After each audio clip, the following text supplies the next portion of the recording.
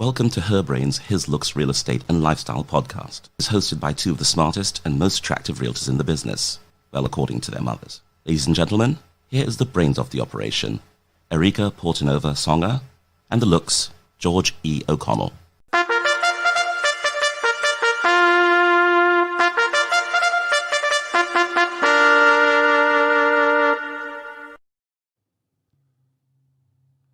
Hey now, we are here with episode 17. 17, can you believe we made it this long? Her Brains, His Looks, Real Estate and Lifestyle podcast. I am George E. O'Connell. And I am Erika Portanova-Songer. Oh, there wasn't a stutter there. There wasn't. Yeah. Well, usually Do you actually know who you are this I always week? pause. I use all my names. I'm like, you know what? I'm going to use all my names. When have you not used all your names? It's so awkward. I Yes, don't know. it is awkward. It's annoying. So what's new? Oh, what's new? So I'm glad we're here, of course. Of course. What's new? Not really much. Not much. And another report. So are you going horseback riding after this? Oh, I wish I was. No, No? it's too late. Mondays I usually take off from the barn because of my busy days. But The barn. The barn. Sounds so Chester fancy. Hill Farm in Trumbull. So my daughter and I always come up every week for our podcast. We come up with how to stump George, because George Well, knows. not last week. Well, no, last week I totally It's not forgot. every week. And last week I forgot. This week All I right. actually said to her, I said, all right, to my daughter, I said, we have to think of a stump George question.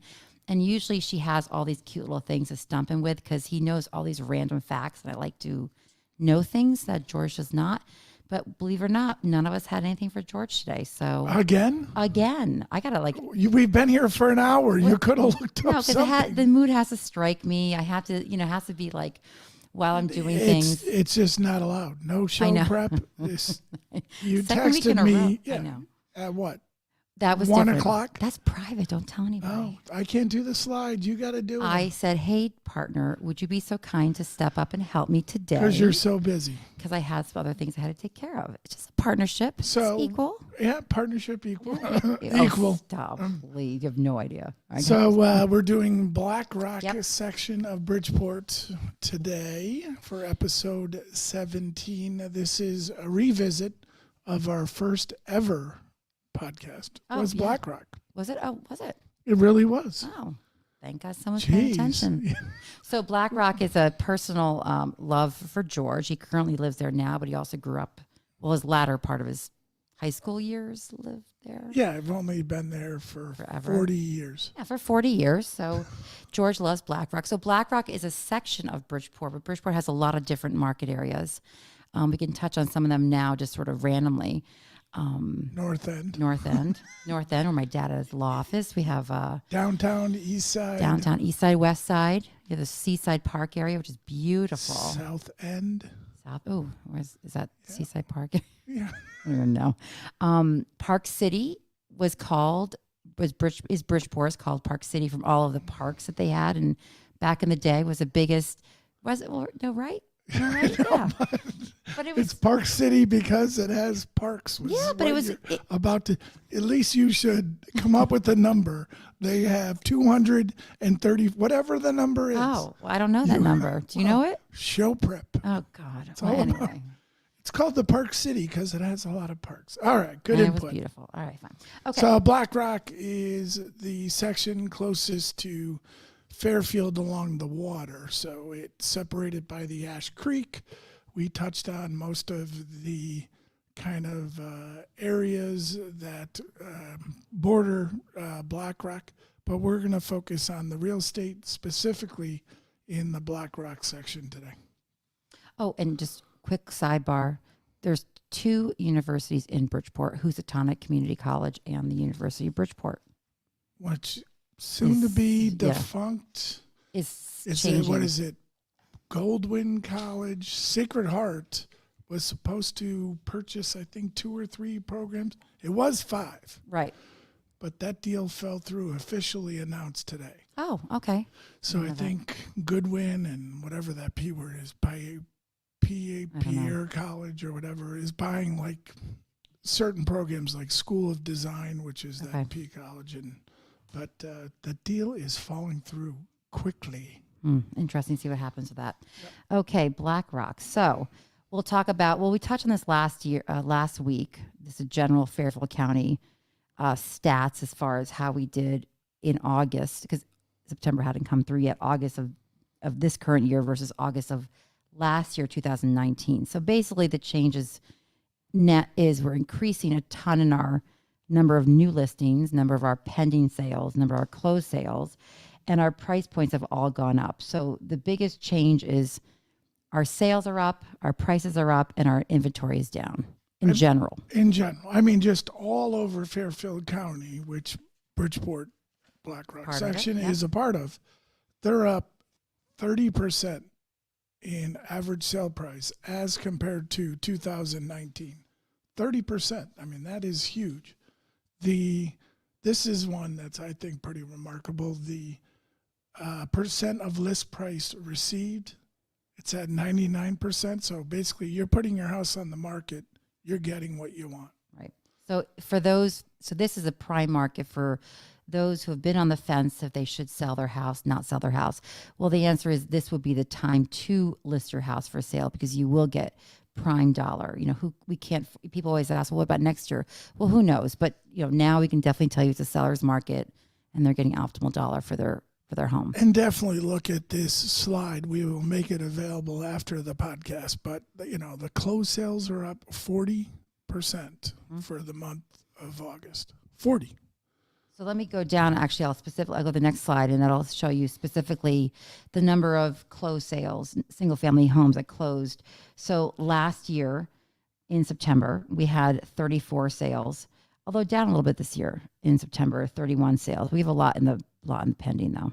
Well, it's a lot in pending. But you got to remember, I think where this is showing is we came through the pandemic. Yeah. And we're pretty much on course having those down months. All of March, pretty much. Yep. March and April were stalled. And May. Yeah. So then really it kind of gained momentum and almost came up to last year's 2019's numbers. It gained momentum quickly.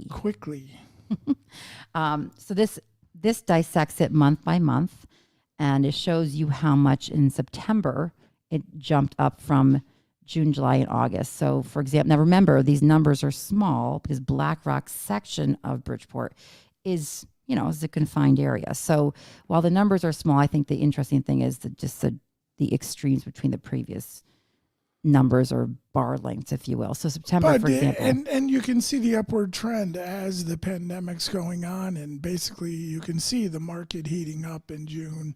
And, August was a down month, but that's inventory too. Yeah. What was available and people started listing. So if you see the September closings, again, that's a July, early August listing. Yeah. And I personally noticed or witnessed a slight lull in August. I think, and that's the transition of school starting. And, I'm a parent, so I have a school-age child. And I think when school's about to start, there's kind of a panic mode of just everything halts and you kind of prep for that. So I'm not saying it's a proper economic, factor, but it's a personal factor for some of us. So, all right, moving on. Average sale price. So again, back last year versus this year, this same time of year, you're up $77,000. So we're comparing it to last year's average sale price, $324,000, to this year, $401,000. And that's a 24% increase. A year later, in what basically the average price sales is what you can get for your home. 24%. So translation, if you sold your house last year, you're kicking yourself for not waiting a year, unbeknownst to you what would happen in the world, and then selling it this year. So $77,000 would buy. Well, then you're going to pay a little more for a house this year. You're going to pay a lot more on the buy side. So on the buy side. Yeah. So don't forget the money that, unless you're going to retire somewhere other than Fairfield County, go south. Yeah. That $77,000 makes a lot of difference down there for sure. Well, I think it's interesting too, the cycles, if you kind of talk about that for a second, the cycles of selling and buying, right? I mean, the reality is nobody can predict what's going to happen. Obviously this was a global crisis, but no one can predict these type of things that factor in to how we're going to net our monies out or pricing. So it's always going to come out even on the other side, eventually. Or this is my thought. Oh God. If you have a house and you're in a seller's market, right? Right.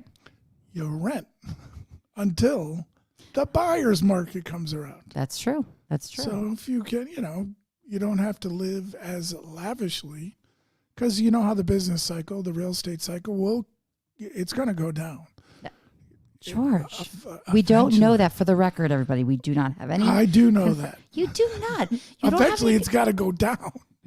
It will even out. Correct. Of course it will. It has to correct itself. Correct. Yes, that is true. So that's my 2 cents. So my 2 cents is pretty much anything the opposite of what George states. So I'm excited for the next one, because this one drives you insane.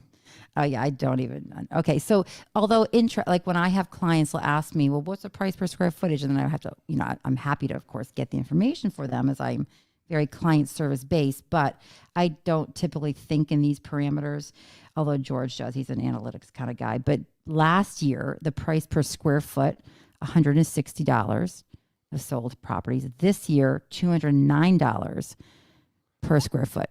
When you're buying it, we're analyzing numbers, giving you an overview, right? Right. When you're buying, and, we looked at a house yesterday in Stratford, and I said, this one is $60 over the average in Stratford. Well, we put on a new roof. Well, I said, you're not going to get that price.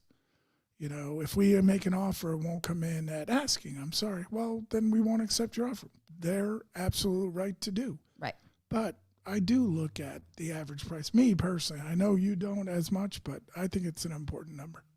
Right. And then going back to that conversation you're having with whoever you had the conversation with, Lori, your wife, the conversation is simply the inventory is low, right? So the emotional aspect is the seller might get that number, that price. God bless him. But right.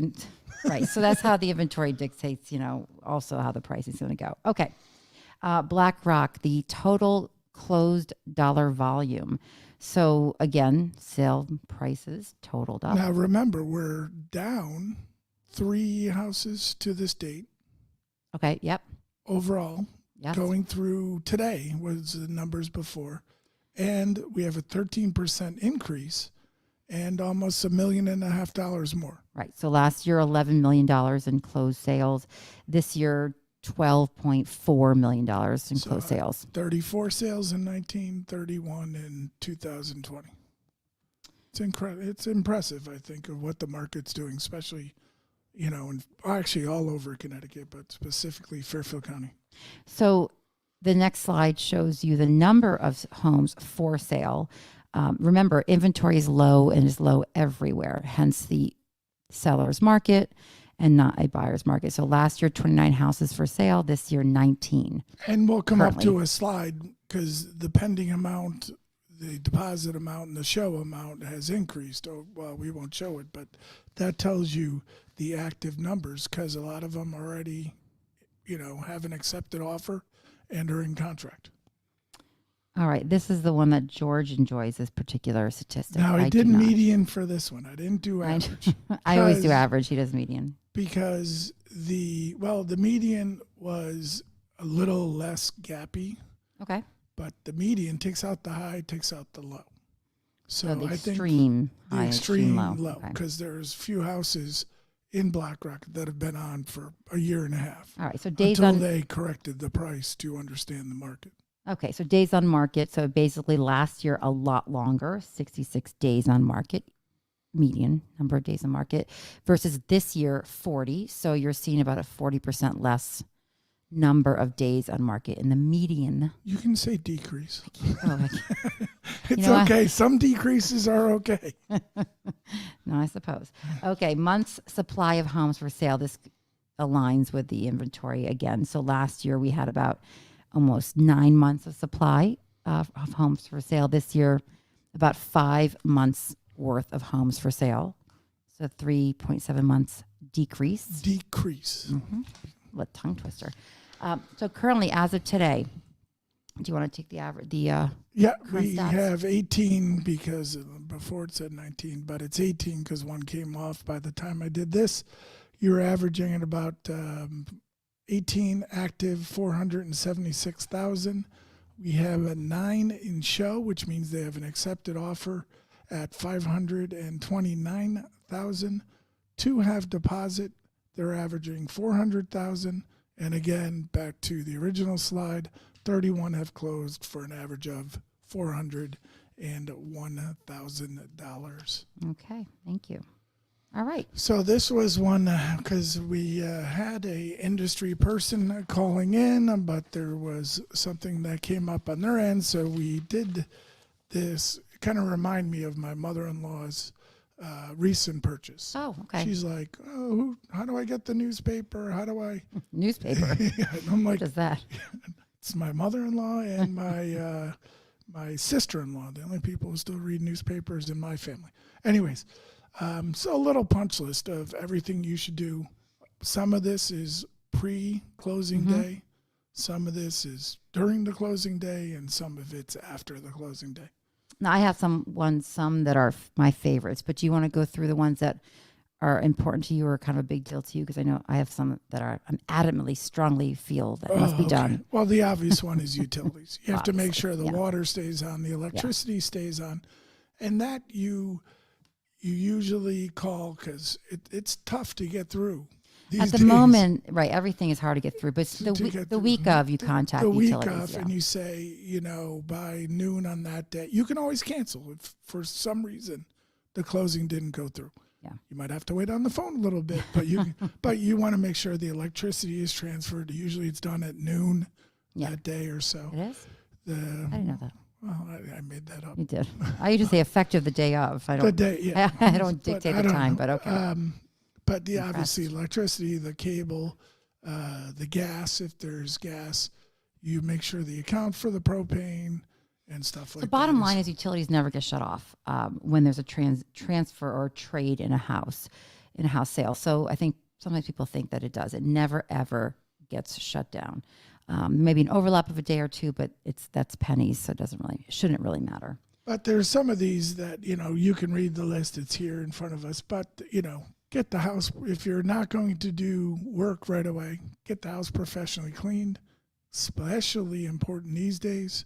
We'll go back to Kurt's product, which is Filter Shield, which is not only get it cleaned, get it sanitized. So, after you clean it, have a company like Filter Shield come in. So to your point, George, there are cleaning services, like a normal home cleaning services, that when you call them or request a cleaning service, it's not just your weekly cleaning, it's your what they call move in or move out cleaning. So that implies and tells them that it's a lot more thorough than a normal cleaning. So that's what you want to request is a move-in cleaning. A deep cleaning. I use the lingo. Move in or move out is what I say. So that's because a lot of times you get a home which is by definition broom swept, which is all that's required to be the day of closing. Broom swept clean, which is not clean. So it's dust. It's the floors haven't been mopped, literally. Yeah. So, a lot of people do their best to make it definitely, but and get the house clean. And it's all they're required to do. But yeah. I know a big one is locksmith. People do wait a while to get that done. Okay, hold on. Or I have clients that do not change their locks. Haven't changed their locks yet. Ever, which is, to me, it's mind-blowing that you wouldn't change your lock. Who has a key to your house? Your the whole kids world. Probably, right? So your cleaning lady probably has. But call the locksmith, around here. Autos, I find to be the best. I use Carpolo in Bridgeport North End. Carpolo, but there's plenty of locksmiths around here. Actually, change the locks after you do the work on the house. A lot of times you move into a house, you can do work, get the work done, the contractors are in and out, then change the locks. Get a electronic lock. All right, well, that's because you're fancy and you do those electronic things. So. But there's simple things like to make sure, you set up your landscapers. Now we're going into winter. We're in fall now, I understand, but it's getting chilly out at night. So a lot of times it's good to find out who the service provider was for the property owner prior to you moving in, meaning their landscaper and snow guy, because a lot of times they'll just take on they'll continue the contract with you. I find that people are more apt to take on a property they've already serviced and a new customer because they're so busy. But I'm just looking up on my phone. Next thing you had was a contractor, a handyman. Yep. I want to give a shout out to my handyman. Of course, I got to find him. So hold on a second, please. We can always put it in the comments too. I'm just going to let you know right now. But there's, while she's looking that up, there's things like, get your chimney swept. Though you do some of your inspections, you really have to get a separate inspection from your chimney. They'll look down it, they'll look up it, but they won't really check your chimney. So my experience with the home inspector, if they can visually have a clear visual line from all the way from the flue from the top to the bottom, that's good enough. Yep. But when they can't see, hence the backup of soot or the buildup of soot rather, Or it could then they'll be call in a special company to come in and do additional Pets inspection. nest a lot of times if they don't use the chimney. There's nesting material in there, so But the get rule, it swept. and the rule of thumb is every year before you use your fireplace, even if you use it every single year religiously, every single year you have to have your chimneys cleaned out. I like to use the example of one of my inspectors had a client he told me about, wasn't my client. And he said to her, he did the inspection, she bought the house. He said, just before you use your fireplace, you have to get it serviced, i.e. cleaned out. And then she didn't. The first night she moved in the house, first night, lit a fire, whole house burned down.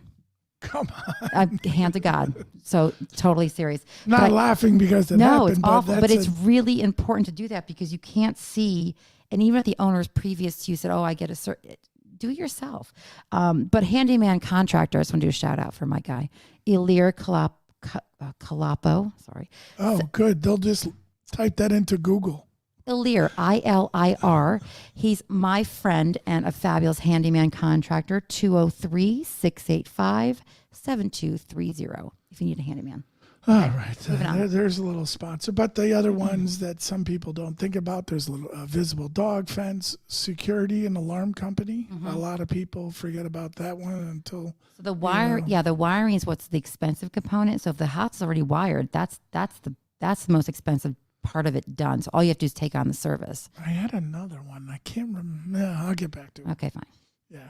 But here's the punch list. If you have any others that you think we might have neglected, go ahead and put them in the comment section when you can. Oh, Thanks. and you want to get in contracts with your heating and your cooling guys too. It's there. Okay. HVAC. I'm just pointing it out though. Oh. I'm saying it out loud versus just pointing it.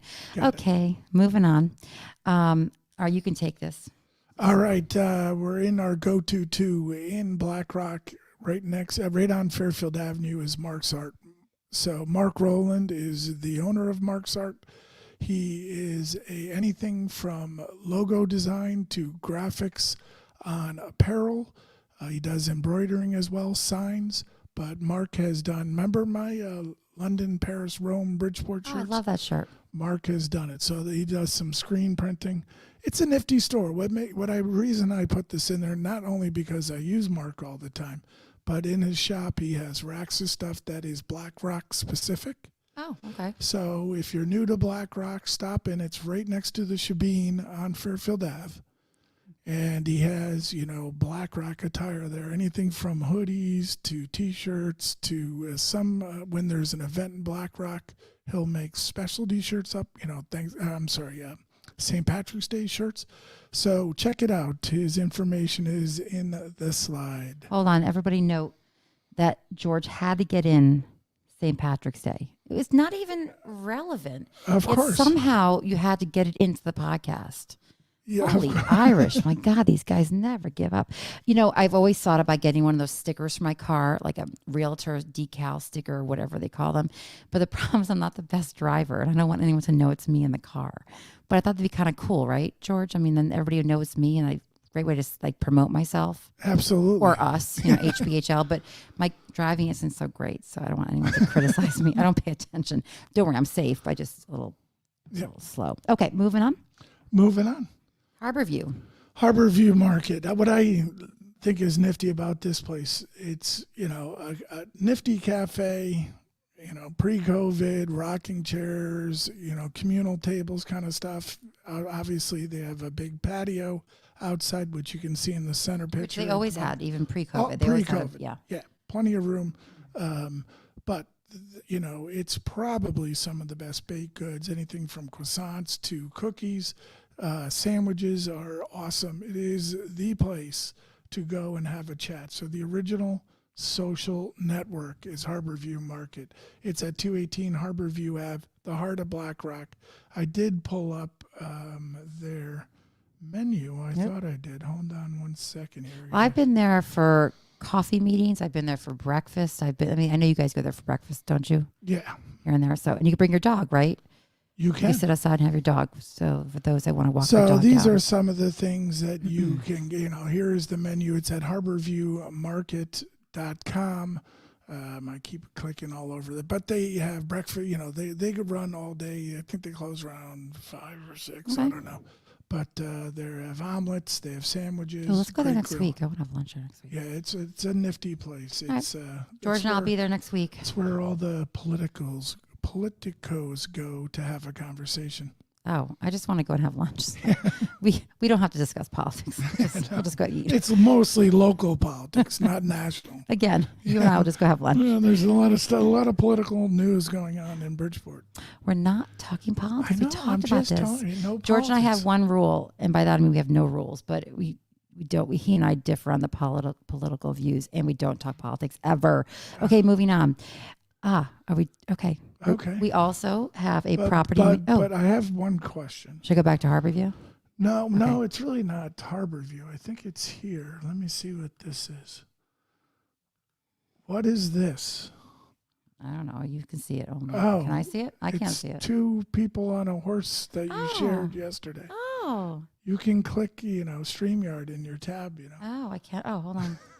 Oh, look at that. Oh, who are those gorgeous Scandinavian women on a gorgeous fall day? That's me and my mother. I am if you're looking at the screen, I'm to the left. And my mother is in the black shirt to the right. She has her horse Peepo, a Dutch warm blood. And I'm riding Matrix. Stop it. We ride at Chester Hill Farm in Trumbull. So Mom and I ride together. How cool is that? Now, Listen, when was that? Yesterday? Saturday? I'm trying to think. what when day is was today? it? Monday? It's yesterday. Yesterday. Yesterday. Yeah, no, this is what I do. I'm not working a ride. So your mother's horse is there now. Yeah, my mom boards her horse, and I lease a horse there, and we do summer farm camp and fall camp there, and all good stuff. Excellent. Okay, so let me get back to my slides. Thank you for sharing that with the world, George. I have to add it. Boom. Go ahead. All right, property management. So George and I, not only being realtor extraordinaires and being podcasters, amazing podcasters, we also own and run a property management company. So if you ever have a need, whether it's for temporarily for the season and or if you're away or you're in Singapore, whatever the case may You be. keep bringing up Singapore. That's my only reference. I have a client that was in Singapore for 10 years. I did go to a condo unit yesterday. Oh, you I did? won't say where it is. Oh, Somewhere in Bridgeport. how exciting. Somewhere.